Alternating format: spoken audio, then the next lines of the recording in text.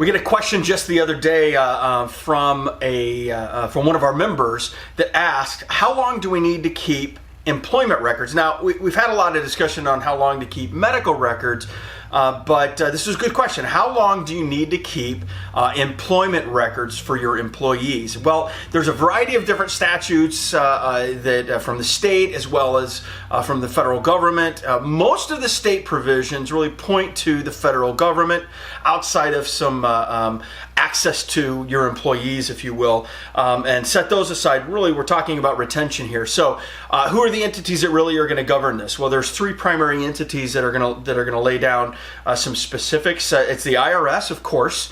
It's EEOC, Equal Employment Opportunity Commission, and then also the Department of Labor. So IRS, EEOC, and DOL are all three actively involved in this whole process of how long to keep medical records. Well, they all have different standards.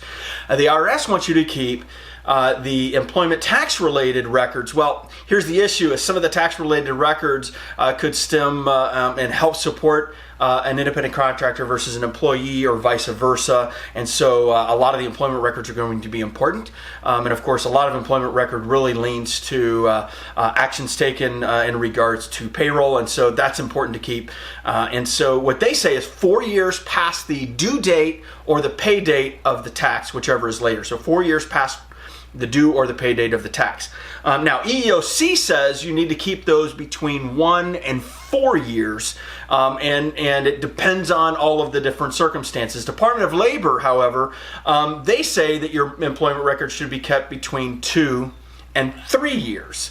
And so there's, again, a lot of different information from those three different entities in regards to how long to keep your records. So let's just sum it all down and dumb it all down to what makes the most sense when you look at everything. So you don't have to break down everybody's employment file and try to determine what you need to keep and what you need to discard and what needs to be available and what doesn't. The simple rule of thumb is this: you want to keep the records for 4 years past the due or the pay date of your tax that's associated with that particular employee for those particular records, or 6 months following termination, whichever is longer. So 4 years past that due or that pay date, or 6 months following termination. Now, the termination rule, that actually comes from EEOC, and if you'll remember from them, they're 1 to 4 years, so this gives the cushion.